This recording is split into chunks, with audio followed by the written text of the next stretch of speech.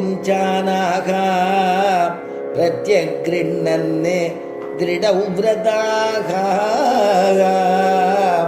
मङ्गलानि प्रयुञ्चानाः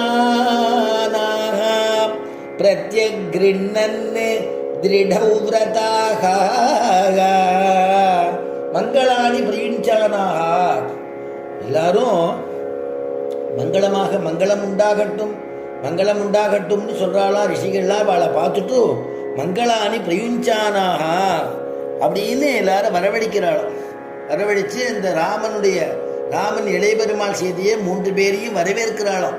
ரிஷிகள் மகரிஷிகளுடைய கூட்டங்கள்லாம் வரவழைச்சு பூர்ண கும்பங்கள்லாம் மரியாதைகள்லாம் கொடுத்து உயர்ந்ததான பழங்களை கொடுத்து தாம்பூலங்களை கொடுத்து மங்கள திரவியங்களை காண்பிச்சு அவளை வரவேற்கிறா அப்படிங்கிறார் வால்மீகி.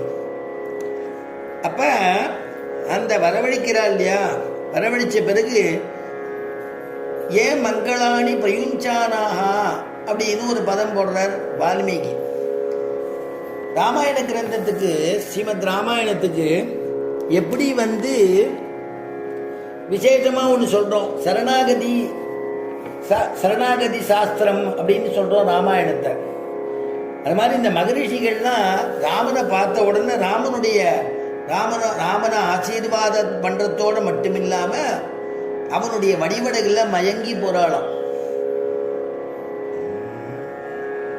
ரூபசம்ஹனனம் லக்ஷ்மீம் சௌகுமாரியம் சுவேஷதாம்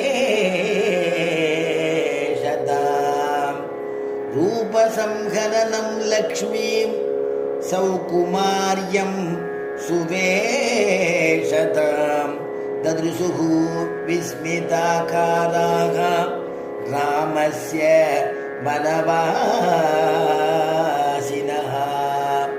தத்ருசுஹு விஸ்மிதாகாராக தத்ருசுஹு விஸ்மிதாகாராக ராமஸ்ய வனவாசினஹ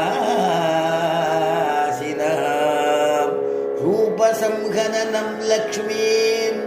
பெருமாளின் பிராட்டியும் பார்த்ததான மகரிஷிகள் ஆகா இப்படிப்பட்டதான ஒரு திவ்யமான திருமேனி, தாமரை போன்றதான திருக்கண்கள், ஆச்சரியமான திருநெற்றி, ஆச்சரியமான சுருண்டிருந்ததான கேசங்கள், விசாலமான திருநெற்றி, கோவைப்பழம் போல அவருடைய திருவுதடு, சங்கு கழுத்து, திவ்யமான விசாலமான திவ்யமான திருமார்பு, ஆச்சரியமான தோள், ஆச்சரியமான முடிக்கற்றைகள், இதெல்லாம் பார்த்து அந்த வடிவழகை பார்த்து அலம்புரிந்த நெடுந்தடக்கைங்கிறார் இல்லையா, நீண்ட திருக்கையா, ஆஜானுபாகும் அரவிந்த தலாயுதாட்சம்னு அவனுடைய வடிவழகை பார்த்து மயங்கி போறாளா மகரிஷிகள்லாம்.